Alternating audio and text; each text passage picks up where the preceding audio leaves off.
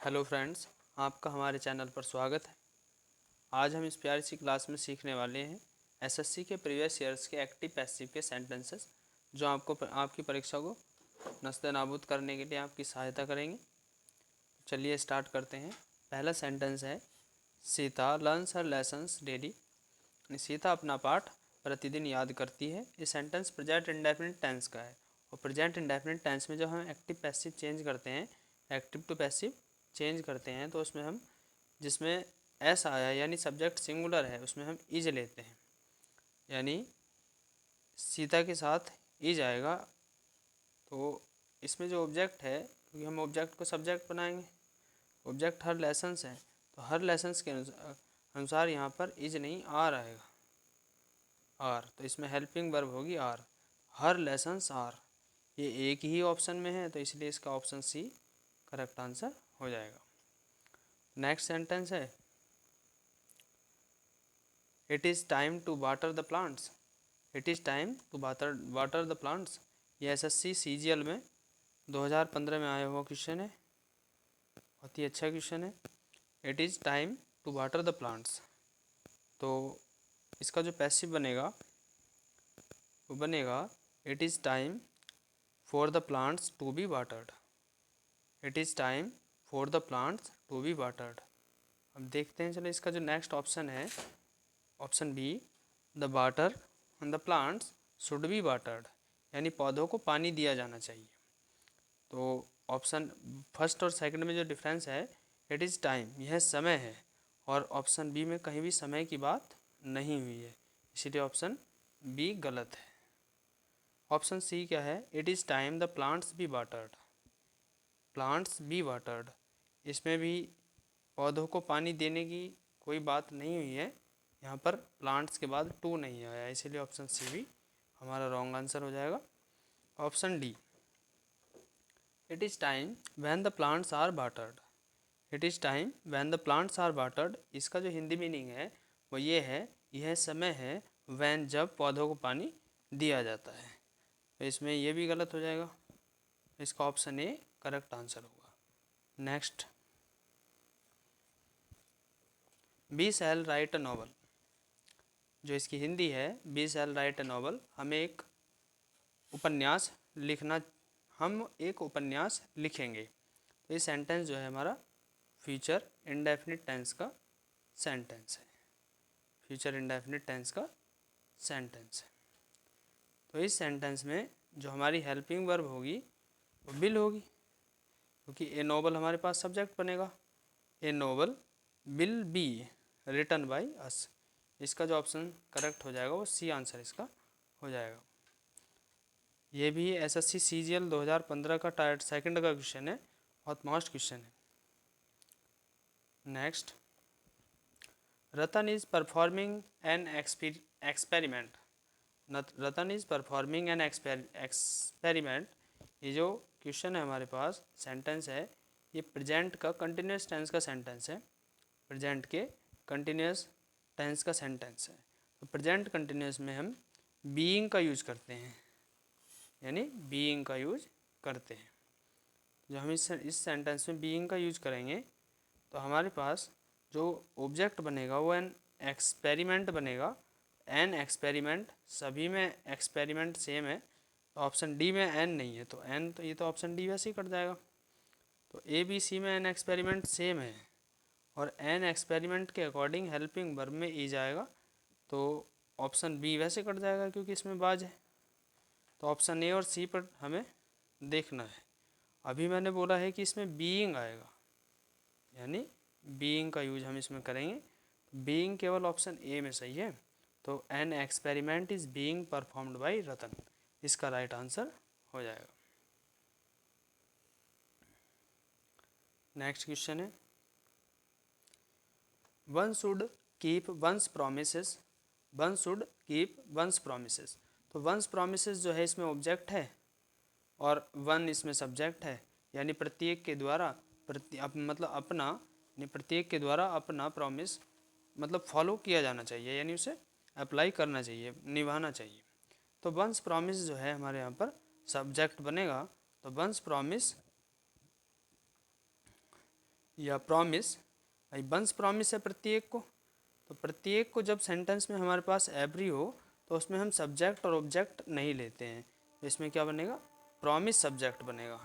Promise should be kept, promise should be kept. Promise चाहे किसी का भी हो और किसी के भी द्वारा हो, तो उसमें हम ये नहीं कहेंगे कि किसके द्वारा प्रॉमिस को केप्ट किया जाएगा, और एक को ही नहीं सभी प्रॉमिस को केप्ट किया जाएगा। इसीलिए हम यहाँ पर वंस का जो इसका प्रॉमिस का एडजेक्टिव है वंस, वो भी नहीं लेंगे। इसमें ऑप्शन डी हमारा राइट आंसर हो जाएगा। नेक्स्ट है people in Egypt speak Arabic. People in Egypt speak Arabic, यानी लोग, इजिप्ट के लोग, यानी इजिप्ट में लोग अरेबिक बोलते हैं। इजिप्ट देश है मिस्र, मिस्र है, तो यहाँ पे जो ऑब्जेक्ट है वो हमारे पास अरेबिक है, अरेबिक। तो अरेबिक एक लैंग्वेज है। अरेबिक जब ये सेंटेंस जो है प्रेजेंट का इंडेफिनिट सेंटेंस है, प्रेजेंट इंडेफिनिट का सेंटेंस है, तो इसमें हम अरेबिक को लेंगे स्टार्टिंग में, और हमारे पास हेल्पिंग वर्ब इज का उपयोग होगा, क्योंकि अरेबिक एक सिंगुलर है, यानी अनकाउंटेबल है, अरेबिक भाषा है, तो अनकाउंटेबल के साथ हम सिंगुलर फॉर्म लेते हैं। तो हम देख रहे हैं कि ऑप्शन ए और ऑप्शन सी तो इसमें कट जाएगा, ऑप्शन ए और ऑप्शन सी इसका राइट आंसर नहीं हुआ। बचे ऑप्शन बी, यानी अब हम 50% सिक्योर हो गए हैं। तो ऑप्शन बी में जो है Arabic is spoken in Egypt, Arabic is spoken in Egypt, और जो डी ऑप्शन है Arabic is being spoken, is being तो आएगा नहीं क्योंकि ये सेंटेंस हमारा कंटिन्यूस में नहीं है, तो ऑप्शन बी राइट आंसर इसका हो जाएगा। नेक्स्ट सेंटेंस है the boy laughed at the lamp man, the boy laughed at the lamp man. ये सेंटेंस जो हमारे पास है वर्ब की सेकंड फॉर्म इसमें यूज हुई है, यानी पास्ट का इंडेफिनिट सेंटेंस है, पास्ट टेंस का इंडेफिनिट सेंटेंस है। जब हमारे पास पास्ट टेंस का इंडेफिनिट सेंटेंस है तो हम इसमें हेल्पिंग वर्ब बाज और बर का यूज करेंगे। तो लैम्प मैन है यानी लंगड़ा व्यक्ति, ये लैम्प मैन सिंगुलर है, तो सिंगुलर में पास्ट टेंस की जो हेल्पिंग वर्ब बनेगी वो वॉज बनेगी। तो हमारे पास वॉज जो है ऑप्शन बी में है और सी में, बी और डी में है, तो ऑप्शन ए और सी कैंसिल हो जाएगा। तो the lamp man was laughed eight, the laughed eight by the boy, इसका राइट आंसर बी हो जाएगा, डी नहीं होगा क्योंकि बूढ़े आदमी पर, मतलब लंगड़े आदमी पर हंसा गया है, इसलिए यहाँ पर एट नहीं आया है, इसलिए गलत हो जाएगा ऑप्शन डी। नेक्स्ट क्वेश्चन है the grandfather were digging the flower beds, the grandfather were digging the flower beds. जो फ्लावर बेड्स यहाँ पर ऑब्जेक्ट है और ये सेंटेंस हमारे पास्ट पास्ट कंटिन्यूस का है, इसका मतलब ये है कि दादाजी क्यारियाँ खोद रहे थे।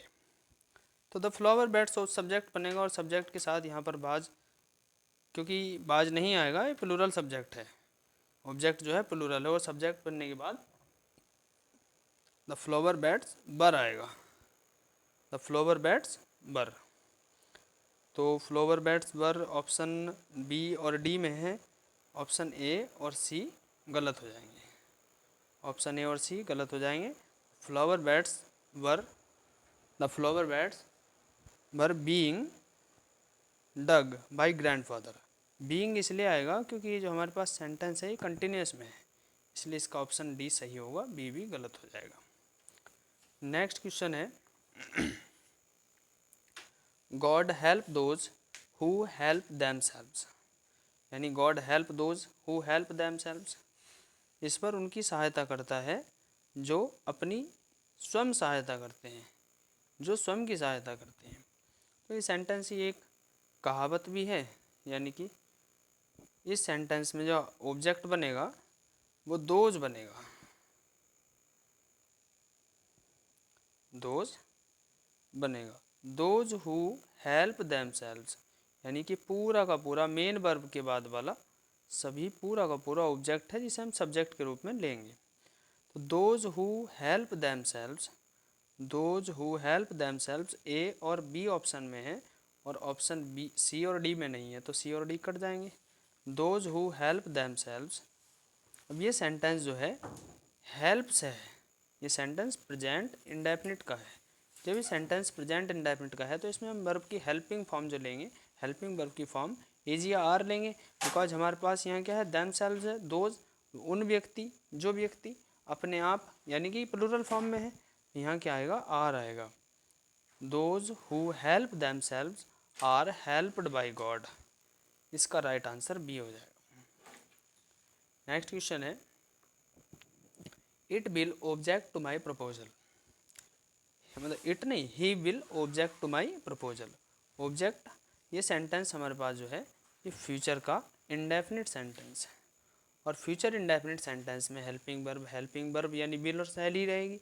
अब माई प्रपोजल है, माई प्रपोजल सिंगुलर सब्जेक्ट है, अब इसमें सिंगुलर हो या प्लूरल हो, विल का यूज उन सभी सेंटेंस सब्जेक्ट के साथ होगा, यानी आई और बी को सभी छोड़ करके सभी सब्जेक्ट के साथ हम यहाँ विल का यूज करते हैं। माई प्रपोजल के साथ भी विल का यूज होगा। माई प्रपोजल तो ऑप्शन ए में ही है, ऑप्शन ए इसका राइट आंसर हो जाएगा, बाकी सब गलत हो जाएंगे। ये देखिए इतना आसान क्वेश्चन है और एसएससी सीजीएल 2014 में आया हुआ है और टायर सेकंड में आया हुआ क्वेश्चन। कभी कभी एसएससी सीजीएल में भी आसान क्वेश्चन पूछ लेता है, तो ऐसे क्वेश्चन को हमें करना जरूरी है। नेक्स्ट क्वेश्चन है, फिनिश द गेम। ये क्वेश्चन थोड़ा हार्ड है और ये भी सीजीएल 2014 में टायर सेकंड में पूछा हुआ क्वेश्चन है, इंपॉर्टेंट क्वेश्चन है। फिनिश द गेम, इसमें जो मेन वर्ब है वो फिनिश है और सब्जेक्ट इसमें छिपा हुआ है और द गेम इसमें ऑब्जेक्ट हमारे पास है। तो ऑप्टेटिव सेंटेंस है, आगे सूचक सेंटेंस है, तो द गेम जो बनेगा यहाँ पर सब्जेक्ट बन जाएगा, यानी आगे सूचक सेंटेंस को जब हम स्टार्ट करते हैं तो लेट से स्टार्ट करते हैं, तो let the game be finished. इसका राइट आंसर जो होगा वो ऑप्शन सी हो जाएगा, ऑप्शन सी इसका राइट आंसर हो जाएगा, क्योंकि ऑप्टेटिव सेंटेंस है, आगे सूचक सेंटेंस है। नेक्स्ट क्वेश्चन है, it interests me, it interests me, वह मुझे इंटरेस्ट यानी कि पसंद है, इट इंटरेस्ट मी मतलब मैं उसमें पसंद मतलब इंटरेस्ट लेता हूँ। सेंटेंस जो है प्रेजेंट का इंडेफिनिट सेंटेंस है, प्रेजेंट इंडेफिनिट सेंटेंस में हम आई के साथ यानी मी का सब्जेक्ट जो बनाएंगे आई बनाएंगे, और आई के साथ हेल्पिंग वर्ब प्रेजेंट में एम आती है, तो आई के साथ हम एम का यूज करेंगे, और ऑप्शन में केवल बी में ही आई के साथ एम का यूज हुआ है, बाकी किसी में आई के साथ एम का यूज नहीं हुआ है। और ये क्वेश्चन भी सीजीएल टायर सेकंड 2014 में पूछा हुआ क्वेश्चन है, 3 वर्ड का सेंटेंस है और सीजीएल जैसे एग्जाम में आ रहा है, तो ऐसा कुछ नहीं है कि सीजीएल में हार्ड ही क्वेश्चन आएंगे, आसान क्वेश्चन भी आ जाते हैं। नेक्स्ट क्वेश्चन जो है, we must take care of our parents, we must take care of our parents, हमें अपने पेरेंट्स की टेक केयर यानी कि we must take care of our parents, हमें अपने पेरेंट्स की देखभाल करनी चाहिए, देखभाल करनी चाहिए। ये क्या है, ये हमें एक एडवाइस देता है, सलाह दे रहा है सेंटेंस। तो ऐसे सेंटेंस में भी हमारे पास जो ऑब्जेक्ट है उसे सब्जेक्ट बना लिया जाता है। अवर पेरेंट्स, अवर पेरेंट्स, अवर पेरेंट्स चारों में सेम है। अब ये एक बात समझिए कि हमारे द्वारा हमारे पिताजी की या हमारे मतलब पेरेंट्स की देखभाल करी जानी चाहिए, ये चाहिए जो वर्ड आया है, इस चाहिए से हमें ये साफ साफ पता चल रहा है कि सेंटेंस जो है फ्यूचर में है, और फ्यूचर में आई और बी को छोड़ करके सभी के साथ हम विल का यूज करते हैं। विल का यूज केवल एक ही सेंटेंस में हुआ है, अदरवाइज किसी में भी नहीं हुआ है, इसीलिए सभी ऑप्शन कट हो जाएंगे, ऑप्शन ए सही हो जाएगा। तो अवर parents will be taken care of by us, option A right answer इसका होगा। ये भी ये CHSL 2015 का क्वेश्चन है, अच्छा क्वेश्चन है। नेक्स्ट क्वेश्चन, नेक्स्ट क्वेश्चन क्या है, the boys were making kite, the boys were making kites, ज़्यादा हार्ड क्वेश्चन नहीं है। ये क्वेश्चन सेंटेंस जो है हमारे पास ये पास्ट का कंटिन्यूस टेंस का सेंटेंस है, यानी पास्ट कंटिन्यूस टेंस का सेंटेंस है और वो भी अफर्मेटिव सेंटेंस है। इसमें जो ऑब्जेक्ट है वो काइट है, ऑब्जेक्ट काइट हमें दिया हुआ है, अब इस काइट को जब हम सब्जेक्ट बनाएंगे तो ये बनेगा काइट्स। चूँकि हमारे पास ये क्या है, पास्ट में है, तो बर का बर ही आएगा। तो काइट्स बर, केवल एक ही ऑप्शन में काइट्स बर है, बाकी सभी गलत हैं। तो काइट्स बर being made by the boys. और ये देखिए CHSL 2015 का क्वेश्चन है। CHSL 2015 का क्वेश्चन, इतना आसान सेंटेंस CHSL में पूछा है। अच्छी बात है, बढ़िया सेंटेंस है। और ऐसे ही और सेंटेंस मैं अगली वीडियो में लेके आऊँगा। देखने के लिए धन्यवाद।